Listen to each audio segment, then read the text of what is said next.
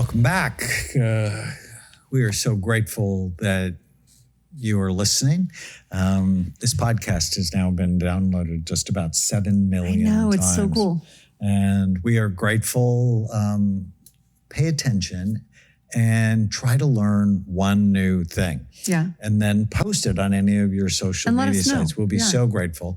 And then leave us a question, a comment, or a review, and we'll enter you into a raffle to win either one of our books, the Brain Warriors Way cookbook or the End of But go to brainwarriorswaypodcast.com and let us know your question or your comment. And do you have some reviews to read? I do. From Amanda.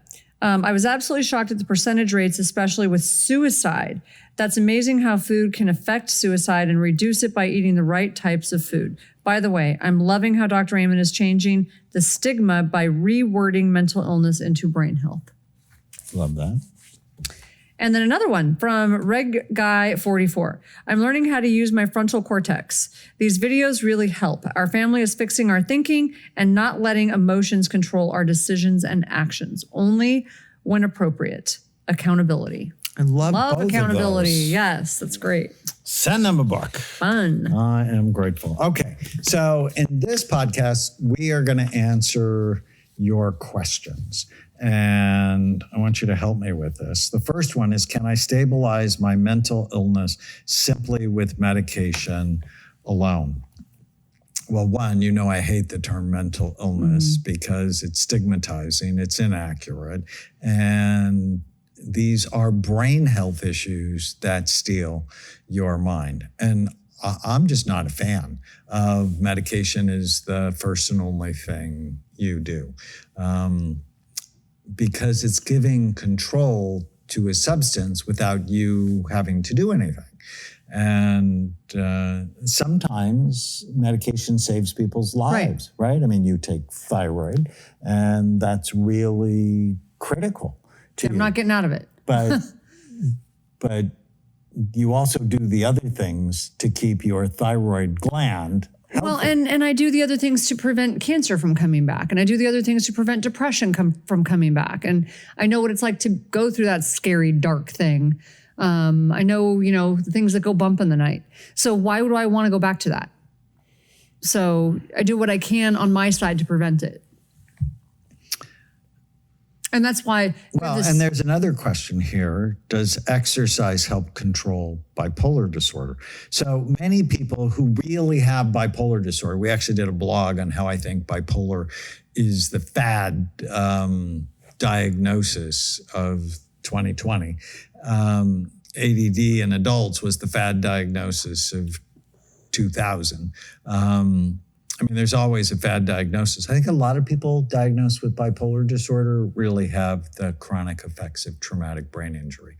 And that mood instability, irritability, temper problems, not bipolar, they damage their temporal lobes. But exercise virtually helps everything. Exercise helps ADD, it helps depression, it helps anxiety. Is there one thing it really doesn't help? No. For me, it helps mood for me. And you know how I get if I'm not exercising, I just get a little agitated. But part of that is that fear for me, because I know what it's like to be depressed. And it's like I'm so anxious about going backwards. And it's been 25, 27 years now. But there's always in the back of my mind, like if I don't do this, I'm going to go backwards. And so I'm just always like on top of it. So you do it because you love yourself. And it feels good when I do it. You love your husband and you love your family and you... Yeah. And I feel good when I do it. The next question, I have a really hard time making a routine for myself. How does someone with a mental illness make a routine for themselves? So I'm going to push. You're going to have the medical term for that, but from a coaching perspective, I'm going to push on that a little bit, because I would say, just like when people say they're not motivated, I would say you are motivated. You're motivated to do something, even if it's sit on the couch and eat hot Cheetos. You're motivated to do something. So my question is, you have a routine. The question is, what is your routine? Is your routine sporadic? Is it chaotic? Is it that you do have a routine, but your routine isn't what you want? Because you do have a routine. So once you identify what your routine is, now we can begin to like alter it, right? You do have a routine.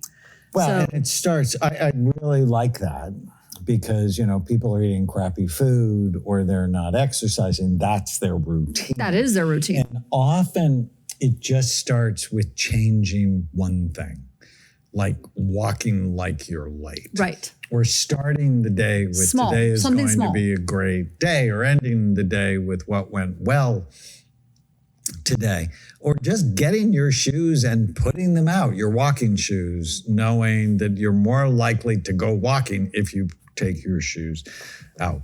So for some people like me are more like, I need to jump the canyon. I need massive change all at once. Like they're like me and they want to do it all at once. And if they don't do it all at once, they feel like it wasn't a big enough shift. Okay. But that's like a small percentage, I think, of people who are making changes. I think most people are probably, that was a hard thing for me to learn when I was coaching. I'm like, just do it all. Like it was hard for me to sort of get why people weren't doing it all. But I started to learn. Anybody ever call you intense? Yeah. So I started to learn that most people learn differently. And if you're going to help people change, you have to learn how they learn and begin to understand how people learn. And most people learn in small steps. And that tiny habits, that really struck me when we worked with people from Stanford on the Tiny Habits Project. So sometimes you got to chunk it down so small, and that is what works. So it really doesn't matter if you cross the canyon in one leap or if you cross the canyon by walking down one side and up the other side. It really doesn't matter as long as you get to the other side, right? So if you are a person who does it in tiny, tiny steps, that's okay. Just take that first tiny step. And I would suggest mastering that one tiny thing for a week before you pick the next thing. Pick something that you know you will do. Even if it is get your tennis shoes out and set them by the front door, even if it's that small and you have to look at them every single day. Put your tennis shoes by the front door and put a little sticky note on your front door. I will walk. Like do that every week, every day for a week. And then the next day, next week. Yeah, because if people start to do one thing, they will start to do another thing. Do two things. Right. And if you do two, you're probably going to do four. And it starts with, is this good for my brain or bad for it? Right. It just starts with or maybe that you just simple drink one question glass of water that we extra. talk about all the time. Because once you start, you begin to feel better. What did you used to say? Give me 2 weeks? Just give me 2 weeks. Just give me 2 weeks. It's not because you're only going to do it for 2 weeks. It's because in 2 weeks, people begin to feel so much better. Their pain goes down. They sleep better. Everything begins to shift. And then they get it. And then they want to do it. How does someone acquire borderline personality disorder? I would love to know that, actually. So borderline personality disorder, people who have pretty severe mood instability, irritability, they tend to overvalue people. Oh, Dr. Amen, you're the best doctor that ever lived. And then whenever someone says that, I'm like, uh-oh. What's coming next? Because 3 weeks later, it's like, you are the worst doctor. But don't they also lie a lot? They Traditionally, can, and they can be involved in pretty extreme behavior. Extreme sexual behavior, temper problems. Yeah, I've had someone in my life that just they can be tough to deal with. The causes, sometimes it's early abandonment causes. Sometimes it's not. Sometimes it's a head injury. Sometimes it's because they had toxic exposure. Sometimes they had a brain infection. And clearly something is the matter with their brains. So it's not always like a bonding. We have treated hundreds of people with borderline personality disorder here, and they don't all have the same brain, but typically they have low frontal lobe activity, it's the impulsivity, low activity, often in their left temporal lobe, dark, evil, awful thoughts, mood instability, irritability, temper problems. And their cingulate gyrus works too hard, so they're rigid and flexible, and if things don't go their way, they get upset. So you have that impulsive, compulsive mood instability. And often I have found mood stabilizers to stabilize their temporal lobes can be really helpful. And then either medicine or supplements to increase both serotonin and dopamine have been Because these are really people that can be really frustrating. So if you're trying to be in a relationship or it's someone in your family, it can be pretty frustrating. It can be really painful Yeah. For people. Is mental illness a chronic disorder, and can it be cured? The end of mental illness. The end of mental illness begins with a revolution in brain health. So let's talk about your grandmother for a minute, because people would say she had a mental illness. And I never agreed. She was diagnosed with schizophrenia. No, I wasn't in the medical. She was hospitalized. Yeah, she was hospitalized, given electric shock therapy. And it's funny because I grew up with her 20-something years of my life. She lived in our house, and I wasn't in the medical industry at the time, but then eventually I became a nurse, and it never resonated with me. People called her schizophrenic. And I'm like, I don't see it. She never heard voices. She never acted weird, but she did act. I mean, she never acted like she was schizophrenic, like she would like walk around like talking to her. She never did that. So I'm like, I don't understand why they're calling her schizophrenic. Even when I was young, I didn't understand why they said that. She did have issues. Like she had, when her blood sugar went low, because I had to give her insulin shots. Oh, if her blood sugar went low, she would act crazy. But guess what? That's a sign of. Like what? Oh, she'd start screaming and but that is a sign of low blood sugar.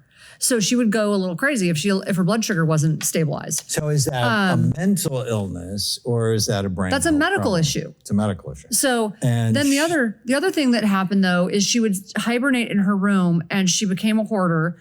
And now, if you saw this, you might call it a mental illness, but if you knew the backstory, you would not. So she became a hoarder, and she would watch TV and cry all day. And so people started to think she was crazy. But if you understood the backstory, you would understand why she did those two things. So share a little bit of it. So she was Lebanese, but at the time Greater Syria, and she was born in 1910. So in 1915, she went through the Great Famine.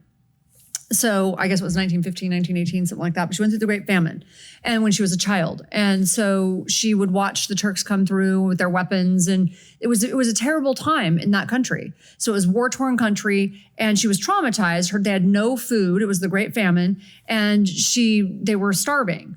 And so her only punishment at one point was to kneel on a marble floor all day because she ate a loquat that was her sister's, and they had no food, and that was the only food they had. But because it was so serious that for eating something when she was hungry, she got punished.